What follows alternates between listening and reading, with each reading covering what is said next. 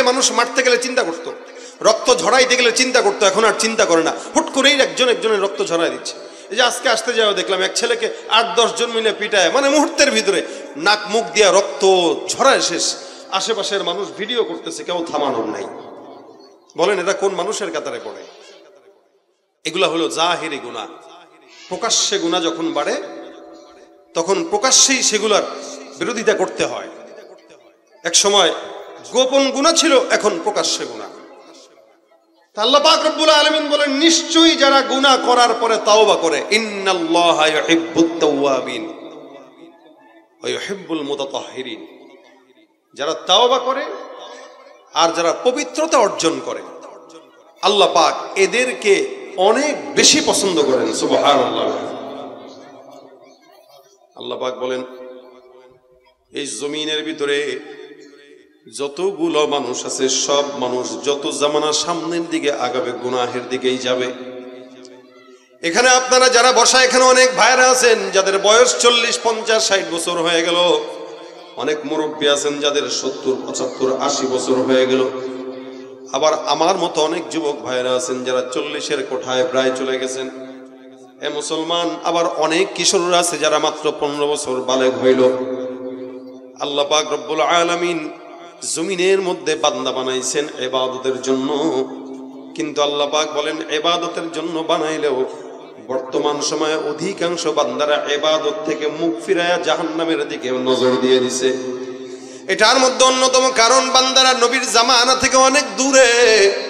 আল্লাহ পাক রব্বুল আলামিন বলেন, নিশ্চয়ই জামানা যত সামনের দিকে আগাবে বান্দা তত জাহান্নামের দিকে যাবে, আর জামানা যত অতীতে ছিল মানুষ তত আল্লাহর জান্নাতের নিকটবর্তী ছিল। যার কারণে আল্লাহ পাক রব্বুল আলামিন বলেন, আস-সাবিকুন আস-সাবিকুন উলাইকাল মুকাররাবুন ফি জান্নাতিন নাঈম সুল্লাতুম মিনাল আউয়ালিন ওয়া কলিলুম মিনাল আখিরিন। আমার আল্লাহ পাক রব্বুল আলামিন বলেন, রাসূল করিম সাল্লাল্লাহু আলাইহি ওয়াসাল্লাম বিদায় হয়ে গেল, 1000 বছর প্রায় হতে চলল। আল্লাহর নবীর থেকে জামানার যত বেজে বান্দা যত নিকটে, অর্থাৎ সাহাবীদের জামানার পরে তাবেঈদের জামানা, ওটাও ছিল পবিত্রতম জামানা। আল্লাহ পাক 3 জামানার বান্দাদেরকে ক্ষমা করে দিয়েছেন। আল্লাহ পাক রব্বুল আলামিনের হাবিব বলেন, খায়রু উম্মতি করনি সুম্মাল্লাযীনা ইয়ালুনাহুম সুম্মাল্লাযীনা ইয়ালুনাহুম, উত্তম জামানা আমি নবীর জামানা, তারপরের জামানা সাহাবা আজমাইনদের জামানা, তারপরের জামানা হলো সাহাবা আজমাইনদের পরের জামানা। এই জামানার পর থেকে নিয়ে আজ পর্যন্ত যত মানুষ জমিনের মধ্যে আসবে, যত মানুষ দুনিয়ার মধ্যে এসেছে, আল্লাহ পাক রব্বুল আলামিনের প্রত্যেকটা বান্দা সময়ের অবস্থার ভিত্তিতে গুনাহ কম আর বেশ করেছে। একটু চিন্তা করে নজর দিয়া দেখেন, আপনার আমার দাদা অথবা আমাদের বাবারা আজ থেকে আমার চেয়ে 50 বছর আগে জমিনের মধ্যে জন্মগ্রহণ করার কারণে আমার চাইতেও আমার বাবার নেককার ছিল বেশি, আমার চাইতে আমার দাদা নেককার ছিল বেশি। কারণ আমার বাবা আমার থেকেও আগে আসছে। আমার বাবা আমার 50 বছর আগে জন্ম নেওয়ার কারণে আমার বাবা আমার নবীর থেকে 50 বছর আমার চাইতে নিকটে। এ মুসলমান, যেই ব্যক্তি আজ থেকে 100 বছর আগে জন্মগ্রহণ করেছে, ওই ব্যক্তিটা আমার চাইতেও নবীর 100 বছর আগে বেশি নিকটে। আর যেই বান্দা নবীর যত নিকটে, ওই বান্দা আল্লাহর জান্নাতের তত নিকটে। ভাইরা আমার, আজ থেকে আমরা 50, 20, 30 বছর আগেও দেখতাম, আপনারাও দেখেছেন, খেয়াল করলে বুঝবেন। গ্রামগঞ্জে যেতেন অথবা কোনো মফস্বলে গেলে আমরা যখন আমাদের কোনো মা বোনদেরকে দেখতাম, ওনারা রাস্তাঘাটে বের হইতো, যখন নাকি ওনারা রাস্তাঘাটে বের হতো আর পরপুরুষ নজরে আসতো, আমাদের মা খালারা ঘুমটাটাকে এই পর্যন্ত দিয়া কোনো পরপুরুষ দেখার সঙ্গে সঙ্গে কোনো বাড়ির আড়ালের মধ্যে লুকায় যাইত অথবা কোনো গাছের আড়ালে লুকায় যাইত, ঠিক কিনা? মা বোনরা পর্দা তো করতোই করতো, এমন ভাবে করতো, বোরকা যদিও পড়তো, টেটন কাপনের বোরকা পড়তো, অথবা এমন বোরকা পড়তো যেই বোরকার ভিতরে 20-30টা তালি দেওয়া আছে। রিক্সার মধ্যে যখন বসতো তখন রিক্সায় বসার পর হুড টাঙায় দিত, আবার সামনে পর্দাও লাগাই দিত। দেখার মতো কোনো সুযোগ ছিল না। আর বর্তমান সময়ে নারীরা সুন্দর করে সাইনবোর্ড সামনের মধ্যে দিয়া কয়, আমার যৌন স্বাধীনতা আমি চাই, আমার পেট আমার, যার বাচ্চা নেব সিদ্ধান্তটাও আমার। নাউজুবিল্লাহ। এরা নারীবাদীর স্লোগান দিয়া এদেশের নারীদেরকে পর্দা থেকে বের করে তাসলিমার চেলা বানানোর জন্য পায়তারা করতেছে, ঠিক কিনা? ভাইরা আমার, নারীদেরকে ইসলাম স্বাধীনতা বেশি দিছে না কম দিছে? বেশি না কম? একজন নারীকে কবর দেওয়া হতো, জ্যান্ত কবর দেওয়া হতো। আমার নবী আসার আগে একজন নারীকে জ্যান্ত কবর দেওয়া হতো। এক সময় বিভিন্ন ধর্মের মধ্যে নারীদেরকে অপয়া মনে করা হতো, নারীদেরকে যে কোনো জায়গায় বিক্রি করা দেওয়া হতো। খ্রিস্টানদের ধর্মে তো এক সময় এরকমও ছিল, কোন নারী কোন পুরুষ যদি তার ঋণ কার থেকে নিত, ঋণ যদি পরিশোধ না করতে পারত, তার বিবিটাকে তার কাছে দিয়ে দিত ঋণ পরিশোধ করার জন্য, অর্থাৎ টাকার বিনিময়ে বিবিকে হাদিয়া দিয়ে দিত। নাউজুবিল্লাহ। এক সময় নারীদের এই সমাজে অপয়া অবলা বোঝা মনে করা হতো। আমার নবী আসলেন, নারীদের মর্যাদা দিলেন। এই মর্যাদা যারা পছন্দ করে না, সব হলো তসলিমা নাসরিনের চেলা, ঠিক কিনা? নারী স্বাধীনতার নামে এলো কলঙ্কের জোয়ার, নারী স্বাধীনতার নামে এলো কলঙ্কের জোয়ার, একই নারীর অধিকার কখন জানি শেষ হবে এই অশ্লীলতার। ওয়ার্ড কমিশনার থেকে ইউনিয়ন পরিষদে ক্রমান্বয়ে দেখো রে ভাই একেবারে সংসদে, ঠিক কিনা? ওয়ার্ড কমিশনার থেকে ইউনিয়ন পরিষদে ক্রমান্বয়ে দেখো রে ভাই একেবারে সংসদে। নারী থাকবে সুখের নীড়ে, এত কষ্টের কি দরকার? নারী থাকবে সুখের নীড়ে, এত কষ্টের কি দরকার? একই নারীর অধিকার কখনো জানি শেষ হবে এই অশ্লীলতার, ঠিক কিনা? স্বাধীনতা ইসলাম নারীকে কম দিল না বেশি দিল? যারা স্বাধীনতার স্লোগান দেয় ওরা কি আসলে বুদ্ধিমান না বোকা? আর এই কথা কোনো নারী বলতে পারে না যে আমার সিদ্ধান্ত, আমার পেট, আমার যৌন স্বাধীনতা আমাকে দাও। এটা নারী আর কোনো মানুষ কেন, নারী তো দূরের কথা, কোনো মানুষের কথা না, এটা গরু ছাগল কুকুর শুয়োরের কথা হতে পারে। ভাইরা আমার, দেখেন এক সময় আমরা আমাদের মা বোনদেরকে দেখতাম রাস্তায় যখন বের হতো বোরকা ছাড়া বের হতো না, পর্দা ছাড়া বের হতো না। পরপুরুষ দেখার সঙ্গে সঙ্গে ঘন্টাটা এই পর্যন্ত দিয়া গাছের আড়ালে লুকাইতো।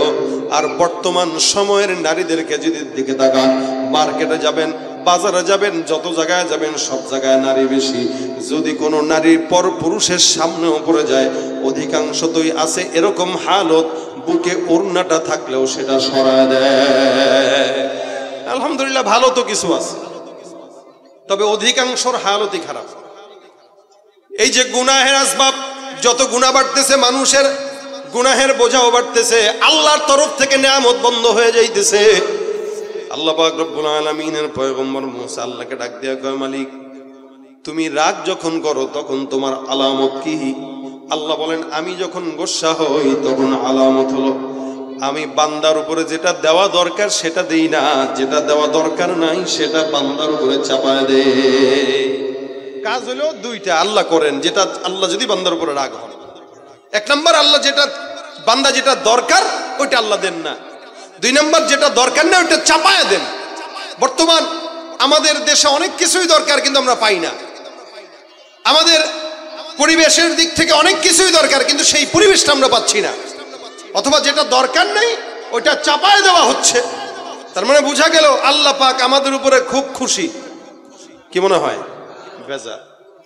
আল্লাহ যখন বান্দার উপরে বেজার হয় তখন বান্দা যেটা দরকার নেই সেটা চাপায় দেয়, আর যখন যেটা দরকার ওইটা আল্লাহ পাক দেয় না, কারণ বান্দার উপরে আল্লাহ বেজার। এই মুসলমান, এই কারণে আল্লাহ বলেন বেশি বেশি তাওবা করো, ইন্নাল্লাহা ইউহিব্বুত তাওয়াবিনা ওয়া ইউহিব্বুল মুতাতাহহিরিন। তাওবাকারীদেরকে আল্লাহ পাক রব্বুল আলামিন কতটুকু পছন্দ করেন? হাদিস শরীফে পয়গম্বরের ঘটনা আছে, এক বান্দা সুন্দর করে সফরের দিকে যায়। কোনো বান্দা যখন তওবা করে আল্লাহ কত খুশি হয় দেখেন। হাদিস শরীফে ঘটনা বর্ণনা আছে, এক বান্দা গেছে বিশাল সফরের মধ্যে মরুভূমির মাঝখানে, উনি এক জায়গায় সুন্দর করে গাছের নিচে বসে বিশ্রাম নেওয়ার জন্য একটু ঘোড়াটা রাখলেন, উটটা রাখলেন। বিশাল বড় উটের মধ্যে তার সামান, সফরের পাথেও পানি আছে, আরো জামা কাপড়, খাদ্য খাবার। আল্লাহর বান্দা গাছের নিচে শুয়ে পড়লো। এমন সময় তন্দ্রাচ্ছন্ন হয়ে গেল, ঘুম চলে আসলো। আল্লাহর বান্দা ঘুম থেকে উঠে তাকায় দেখে তার উটটা তার কাছে নাই। এই বান্দা এবার পরের স্টেশনে গেছে, মনে করেন যে মাওতাইল। উটটাকে তালাশ করার জন্য সাইনবোর্ডে গেল, তারপরে গেল সানারপাট, তারপরে গেল চিটাগাং রোড। 3 স্টেশন পার হয়ে গেল, কিন্তু ঘোড়া পায় না, উট পায় না। এই বান্দা এখন হতাশ, যে হারে আমার রসদপত্র যা কিছু আছে সব তো ওই উটের উপরে, এবার আমি যে উটটা পাইলাম না, আমার হালত কি হবে? তার মানে বিশাল মরুভূমির মাঝখানে আমার যে রসদ ছিল, অর্থাৎ বাঁচার জন্য পানি, একটু খাবার, এগুলোই হারায় গেছে। তার মানে আমার জীবন এখন বিপন্ন এবং মৃত্যু অতি নিকটে, যেটা আমি আমার নিজের চোখে দেখব। বিষয়টা তো এরকমই। এখন আল্লাহর বান্দা চিটাগাং রোড পর্যন্ত যে তাকায় দেখে নাই, কোথাও উট নাই। হতাশ হয়ে আবার ফেরত আসছে। আবার সেই মনে করেন মাতাইলে যেই জায়গাটায় আর সেই জায়গাটায় সুন্দর করে গাছের নিচে আল্লাহর বান্দা হাফ ছেড়ে শুয়ে পড়লো, চোখটা বন্ধ হইল। হুট করে আবার তাকায় দেখে যে উটটাকে 3 মাইল পর্যন্ত দূরে যায়। তাকায় তাকায় দেখলাম উটটা খুঁজলাম, পাইলাম না। এখন তাকায় দেখে ওই উটটা তার পাশেই সুন্দর করে দাঁড়ায় আছে। আরে আজীব অবস্থা, উট একটু আগে এত তালাশ করলাম, কোথাও পেলাম না, কোত্থেকে আসলো? কোন কোন রিওয়ায়াতে আছে এ আল্লাহর বান্দা খুশির ঠেলায় বলে বলছে, আরে তুই আমার বান্দা, আমি তোর রব। সুবহানাল্লাহ। এই বান্দা খুশির ঠেলায় কথা বলে ফেলছে, আল্লাহকে বলতেছে তুই আমার বান্দা, আমি তোর রব। নবী বলেন এইটা হইলো সে যে খুশি হয়েছে, খুশির চোটে, খুশির ঠেলায় আবেগ না খাটায়, বিবেক না খাটায় আবেগে পড়ে আল্লাহকে বান্দা বানায় ফেলছে। তবে এতে আল্লাহ বেজার হয় নাই। নবী বলেন এই বান্দাটা হারিয়ে যাওয়া উট পাওয়ার পরে যতটুকু খুশি হইল, কেন খুশি হইল? সে জানতো নিশ্চিত মৃত্যু আমার এখন আসবে, কিন্তু উটটা পাওয়ার পরে সে বুঝছে না, আলহামদুলিল্লাহ মওত আর নাই, কারণ আমার পানি পেয়ে গেছি, বাঁচবো, খাবার পেয়ে গেছি, আল্লাহ বাঁচাবে। রাসূল বলেন এই বান্দাটা খুশির চোটে যখন এই কথা বললো যে মালিক তুই আমার বান্দা, আমি তোর রব, তার মানে কত খুশি হইতে পারে একটা বান্দা যে উল্টা পাল্টা বলা শুরু করে দিচ্ছে। আল্লাহ রাসূল বলেন আল্লাহ পাক এই একটা উদাহরণ রাসূল দিয়েছেন যে এই বান্দাটা হারিয়ে যাওয়া উট পাওয়ার পরে যতটুকু খুশি হয়, আল্লাহ পাক কোন হারিয়ে যাওয়া বান্দা যে পথ হারায় ফেলে, সিরাতাল মুস্তাকিমের পথ হারিয়ে আবার ওই পথে আসে আর তাওবা করে, আল্লাহ ওই বান্দার তাওবাতে তার চাইতেও কোটি গুণে বেশি খুশি হয়। কিন্তু আমরা করতে পারি না। এই জন্য বেশি বেশি আল্লাহর দরবারে ইস্তিগফার আর তাওবা করা, বেশি বেশি তাওবা করতে যায় বান্দা কি পড়বে? আল্লাহ পাক ডাক দিয়া বলেন ফাকুল তুস্তাগফিরু রাব্বাকুম ইন্নাহু কানা গফফারা ইউরসিলিস সামাআ আলাইকুম মিদরারা। আল্লাহ পাক রব্বুল আলামিন ডাক দিয়া বলেন আমি বলেছি ইস্তিগফার করো। নিশ্চয়ই কোন বান্দা যখন ইস্তিগফার করে আল্লাহর দরবারে, আমার আল্লাহ পাক রব্বুল আলামিন ওই বান্দার ইস্তিগফারের মাধ্যমে পিছন থেকে জন্মের পর থেকে নিয়ে আজ পর্যন্ত যত গুনাহ করলো সব গুনাহ খাতাগুলো আল্লাহ পাক পরিপূর্ণভাবে ক্ষমা করে দেন। আমাদের জিন্দেগিতে কত রকম গুনাহ থাকে, ইচ্ছা অনিচ্ছা, প্রকাশ্য অপ্রকাশ্য।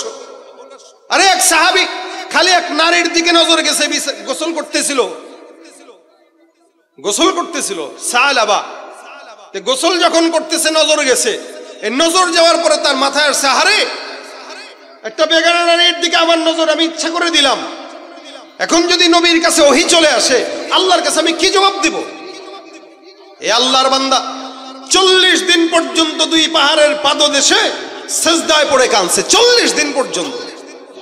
অবশেষে আল্লাহর তরফ থেকে ওহী আসছে যে যাও সালাবাকে বলো আল্লাহ পাক রব্বুল আলামিন তাকে মাফ করে দিয়েছেন, সে যেন চলে আসে।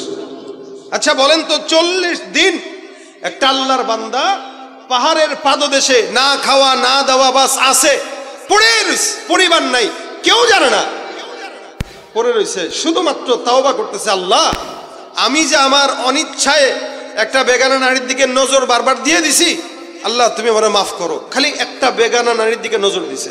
এবার আপনি আমার চিন্তা করা উচিত, আমি ফেসবুকের শর্ট ভিডিও বলেন, রিল বলেন, অন্যান্য অ্যাপস বলেন, প্রত্যেকটা জায়গায় প্রতিনিয়ত কতগুলা ভিডিও দেখি আর কতগুলো মেয়ের চেহারা দেখি।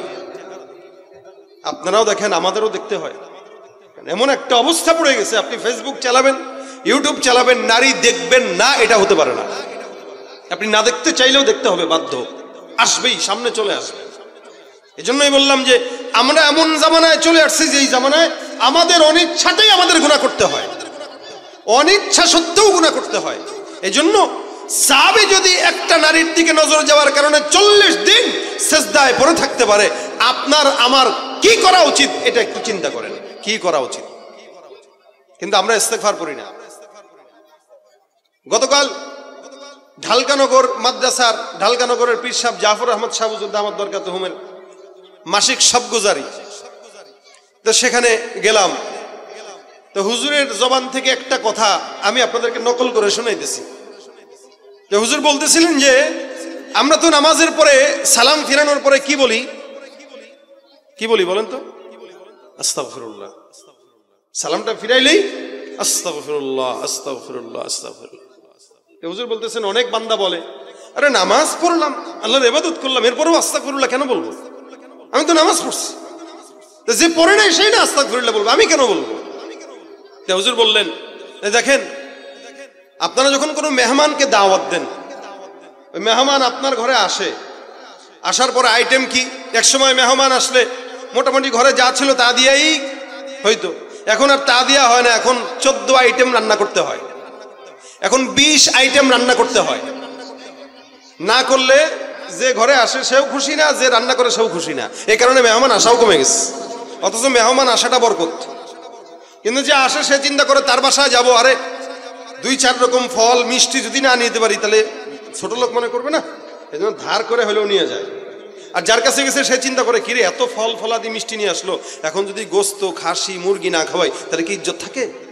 এই ইজ্জত বাঁচাইতে যায় মেহমান কমাই দিস। অথচ যদি এরকম হইতো যে ভাই আপনার ঘরে যা আছে তাই খাওয়ান, তাহলে মেহমান সব সময় আসতে পারতো, যখন আসতো তখনই আসতো, যা খাইতো তাই খাওয়াইতো, বরকতও আসতো। কারণ মেহমান যখন আসে বরকত নিয়ে আসে। এজন্য আমরা এই যে একটা সামাজিকতা নোংরা, যে আসলে আমাকে এত পথ খাওয়াইতে হবে, এটা নোংরা পথ। আমরা মাহফিলে গেলে অনেক সময় কমিটিরা ফোন দেয়, হুজুর আপনার পছন্দের আইটেমগুলো কোন? আমি কই ভাই শুধু আলু ভর্তা, ডাইল আর একটা শাক রাখবেন, সর্বোচ্চ লাউ রাখতে পারেন, আর কিচ্ছু না, কোনো গোস্ত না মাছ না। কি কোন হুজুর, একবার আসবেন বছরে, যদি গোস্ত মাছ পুকুরের মাছটা সেগুলো না খাওয়াই হয়? তো যে দেখি অনেক জায়গায় মোটামুটি 20 পদের ভর্তা আর 10 পদের তরকারি, তখন দেই ধমক, কেন এই মেয়েটাকে কেন কষ্ট দিলেন, মহিলাকে কেন কষ্ট দিলেন? এর সামনের বছর আবার বক্তারা দাওয়াত দিতে গেলে আমার মাফ করেন, গত বছর যে কষ্ট দিয়েছেন। তো এটা কি মেহমানদারি না জুলুম? জুলুম। তো হুজুর বলতেছেন আমরা যখন মেহমান দাওয়াত দেই তখন সবাই সবার সামর্থ্য অনুযায়ী 5 পদের হোক 10 পদের হোক রান্না করি, খাবার দাবার দেই। এবার বিদায় দেওয়ার সময়, আচ্ছা বলেন তো, মেহমান বিদায় দেওয়ার সময় মেজবান কি বলে? ভদ্র যারা এরা বলে কি, যে মাফ করেন আপনার শান অনুযায়ী কিছু করতে পারি নাই, বলে কিনা? আচ্ছা 5 পদের ভর্তা রানছে, 5 পদের শাক বানাইছে, 5 পদের গোস্ত করছে, 5 পদের মাছ করছে, আবার খানার পরে ফল আছে, এত আইটেম দেওয়ার, যেটা আইটেম খাইতেই পারে নাই, এরপরে বলতেছে কি আপনার শান অনুযায়ী কিছু করতে পারি না, কি করেন, মাফ করেন। আর যে মেহমান সে কি বলে, আরে কি বলেন মিয়া, এত কিছু করা লাগে নাকি, আরে ধুত এগুলো করলে কিন্তু আর আসবো না। কিন্তু এরপরেও মেজবান কি বলে, মাফ করেন আপনার সম্মান অনুযায়ী কিছু করতে পারি না। এটা হলো ভদ্রতা। একটা বান্দা নামাজ পড়ছে, হুজুর বলতেছেন নামাজ পড়ার পরে, তুমি তো নামাজ পড়ছো কিন্তু তুমি যেই সামান্য বান্দা, আর নামাজটা বললা বিশাল সৃষ্টি জগতের মালিক আল্লাহর, তা আল্লাহর কুদরতওয়ালা মালিকের মতো একজন মালিকের কদমে তুমি সেজদা দিচ্ছ। আচ্ছা সেজদা দেওয়ার কি মাখলুকের অভাব আছে? হ্যাঁ, আমরা যদি সেজদা না দেই আল্লাহর কি কমতি পড়বে? আল্লাহ বলেন ওয়ালিল্লাহি ইয়াসজুদু মা ফিস সামাওয়াতি ওয়া মা ফিল আরদ মিন দাব্বাতিন ওয়াল মালাইকাতু ওয়া হুম লা ইস্তাকবিরুন।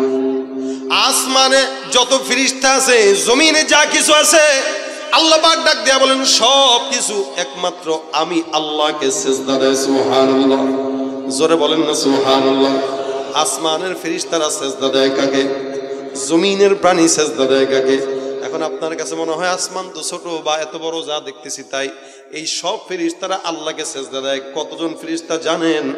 নবী ডাক দিয়া কয় আসমানে 4 আঙ্গুল পরিমাণ জায়গা খালি নাই যেখানে আল্লাহর ফেরেশতারা নাই আর সিজদা দিয়া নাই। সুবহানাল্লাহ, আসমানে 4 আঙ্গুল জায়গা খালি নাই যেখানে ফেরেশতা নাই। এখন বলেন আসমান কতটুকু? হাদিসে বর্ণনা আছে এই জমিন থেকে প্রথম আসমানে যে যাবেন, এই জমিন থেকে প্রথম আসমানের দূরত্ব হচ্ছে 500 বছরের রাস্তা। সুবহানাল্লাহ, কোয়া লাগবে না? 500 বছর যদি হিসাব করা হয়, দুনিয়ার হাইসিয়তের 500 বছর আর আখিরাতের 500 বছর হবে 50,000 বছর। এরপরে ওই আসমানের যে মোটা পৌরত্ব, ওই পৌরত্ব আবার 500 বছরের রাস্তা। আবার ওই আসমান থেকে দ্বিতীয় আসমান পর্যন্ত আরো 500 বছরের রাস্তা। আবার দ্বিতীয় আসমানের পৌরত্ব আরো 500 বছরের রাস্তা। ওখান থেকে তৃতীয় আসমান, এভাবে করে করে সপ্তম আসমান। তারপরে সীমান্তের বড়ই গাছ, তারপরে একটা বকরি আছে, একটা মাছের কথা উল্লেখ আছে, এরপর আল্লাহ পাকের আরশ আছে, এরপরে কুরসি আছে। নবী বলেন আল্লাহর কুরসি যে 8 জন ফেরেশতা বহন করতেছে, এই একজন ফেরেশতার কানের লতি থেকে কাঁধ পর্যন্ত 500 বছরের রাস্তা। সুবহানাল্লাহ। এবার বলেন গোটা আসমান আর জমিন কি? আপনি কল্পনাও করতে পারবেন না। রাসূল বলেন এই গোটা যা বর্ণনা করলাম প্রত্যেকটা জায়গায় 4 আঙ্গুল পরিমাণ জায়গা কেউ খুঁজে পাবে না যেখানে আল্লাহর ফেরেশতা নাই। তার মানে গিজ গিজ করতেছে, গিজ গিজ। এবং সবাই কি অবস্থায় আছে? কথা কয় না। সিজদায় কাকে? আল্লাহকে। সাহাবারা জিজ্ঞাসা করলেন ইয়া রাসূলুল্লাহ, যারা ফেরেশতা ওদের কি ক্ষুধা লাগে না? ওরা খায় না? আচ্ছা আপনারা বলেন ফেরেশতাদের ক্ষুধা লাগে? জানেন আপনারা ওদের খাদ্য আছে? আপনারা জানেন নাই কিন্তু আছে। আপনারা জানেন ফেরেশতাদের খাদ্য নাই, কিন্তু বলেন না ফেরেশতাদের কি আছে? খাদ্য আছে। কি? রাসূল বলেন ফেরেশতাদের খাদ্য হইল আল্লাহ পাককে সিজদারত অবস্থায় প্রতিনিয়ত আল্লাহর তাসবিহ আর তাহলিল করে। আল্লাহ পাক তাসবিহ তাহলিলের মাধ্যমে তাদের পেট ভরা দেয়। এটা হলো তাদের খাদ্য। আরেকটা কথা শোনাই, শুনেন। দাজ্জাল আসবে, কি সন্দেহ আছে আপনাদের? ইমাম মাহদি আসবে। এই দেশের যা পরিস্থিতি চলতেছে, এই পরিস্থিতি অনুযায়ী বলা যায় যে খুব বেশি দূরে নয় কিয়ামত, অতি নিকটে, অতি নিকটে, অতি নিকটে। যে কোনো সময় হয়তো ইমাম মাহদির আবির্ভাব হবে, হযরত ঈসা আসবে, দাজ্জাল আসবে। বর্তমানে এআই এর ফিতনা চলতেছে। আমি সেদিন একটা ভিডিওতে দেখতেছি, হুট করে একজন ওই একটা সংবাদ মাধ্যম প্রচার করেছে, এআই এ সারা বিশ্বব্যাপী প্রতিনিয়ত মানুষরা এখন চ্যাট জিপিটির সাথে কথা বলে। আপনি তাকে যে কোনো ছবি দেখাইলেই সে নাম বলে দিচ্ছে, যে কোনো জিনিস বললেই সে সবকিছুর জবাব দিয়ে দিচ্ছে। আচ্ছা আমি যে এই মুহূর্তে আমি বলবো আমারটাও দিবে, আপনি বলেন আপনারটাও দিবে, সে বলুক তারটাও দিবে। এরকম ভাবে পৃথিবীতে কোটি কোটি মানুষ একই সাথে এআই এর সাথে চ্যাট জিপিটির সাথে লাইভ চ্যাট করতেছে এবং সবার সমাধানই সে দিচ্ছে। যে সমস্ত নাস্তিকরা বলে যে আল্লাহ একজন হয়ে এতগুলা মানুষের মন কেমনে রক্ষা করে, আর দুনিয়ার মানুষের একটা সৃষ্টি এআই চ্যাট জিপিটি যদি কোটি কোটি মানুষের প্রশ্নের জবাব একই সাথে একই সময় দিতে পারে, এই বিশাল বড় কুদরতওয়ালা রব আপনার মতো আমার মতো বান্দাকে জবাব দিতে পারবে না? এটা হতে পারে? এখান থেকে তো বোঝা যায় আল্লাহ পাকের সৃষ্টি সামান্য একটা বান্দার সৃষ্টি, বান্দাদের সৃষ্টি এআই যদি আপনার আমার সমস্ত মনের কথা বলে দিতে পারে, তা আল্লাহ পারে না? দেখেন কিয়ামত আসবে, দাজ্জালি ফিতনা আসবে। আমরা এআই এর ফিতনায় ঢুকে গেছি। দাজ্জালি ফিতনা থেকে আমরা কিভাবে বাঁচব? এক সাহাবী রাসূলকে জিজ্ঞাসা করলেন, ইয়া রাসূলুল্লাহ, দাজ্জালি ফিতনা যখন আসবে তখন একটা দুর্ভিক্ষ চলবে। কি? যারা দাজ্জালকে মানবে তাদেরকে দাজ্জাল ফল ফলাদি দিয়ে ভরপুর করে দিবে। দাজ্জালের হাতে এই ক্ষমতা আল্লাহ পাক দিবেন যে দাজ্জাল যেটা বলবে ওটাই হবে। দাজ্জাল যদি বলে মুহূর্তে বৃষ্টি হও, বৃষ্টি হবে। যদি বলে এই জায়গায় রোদ দিও, এই জায়গায় দিও না, এগুলা যারা মুসলমান তারা তো দাজ্জালকে মানবে না। কি বলেন, মানবে? মানবে না। তো না মানার পরে দাজ্জাল বলবে, এই আসমান তুমি এই জায়গায় বৃষ্টি দিও না, এই সূর্য দিও না, এখানে দুর্ভিক্ষ দিয়ে দাও। তো মানুষ সাথে সাথে দুর্ভিক্ষ পেয়ে যাবে। তো যাদের ঈমান দুর্বল এরা চিন্তা করবে, আরে কি ভুলটা করলাম, তারা মানলেই তো হয়, সে তো আল্লাহ, নাউযুবিল্লাহি মিন যালিক। তো সে কারো সামনে বলবে এই একে হত্যা করো, হত্যা করা হবে। হত্যা করার পরে বলবে একে আবার জোড়া দাও, জীবিত করো, আবার জীবিত করা হবে। আবার হত্যা করার পরে তাকে এক হাতে জান্নাত এক হাতে জাহান্নাম, বলবে একে জাহান্নামে দাও। মূলত তার যেই জাহান্নাম থাকবে ওটাই হবে জান্নাত, আর তার হাতে যেটা জান্নাত থাকবে ওটাই হবে জাহান্নাম। তা আমি একটা গান গজল লিখেছিলাম, আপনারা শুনেছেন কিনা?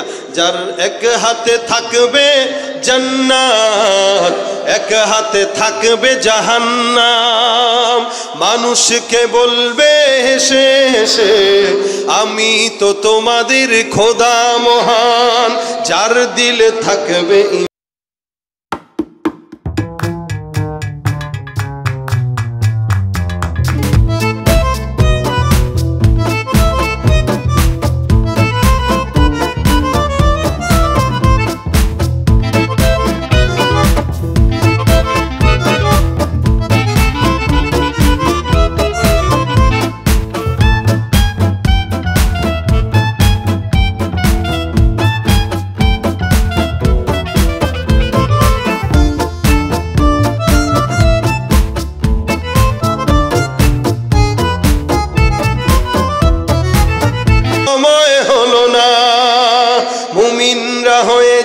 মজলুম, গাজওয়ায়ে হিন্দ ভাঙাবে ঘুম, পদে পদে আসবে মুসিবত, চারিদিকে পড়বে পাপের ধুম, মূর্খরা গড়বে সমাজ, উঠে যাবে এলে মোলাজ। ঠিক কিনা?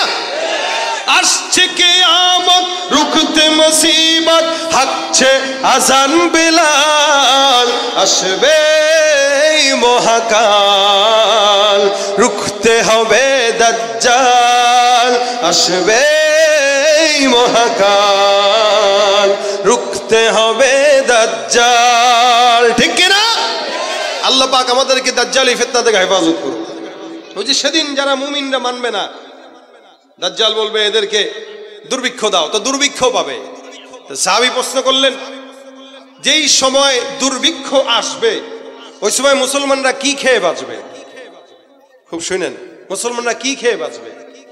রাসূল সাল্লাল্লাহু আলাইহি ওয়াসাল্লাম বলতেছেন দাজ্জালি ফিতনার সময় যখন দুর্ভিক্ষ আসবে তখন মুমিনরা তাদের জবানে বেশি বেশি তাসবিহ আর তাহলিল উঠাবে, ইস্তিগফার উঠাবে।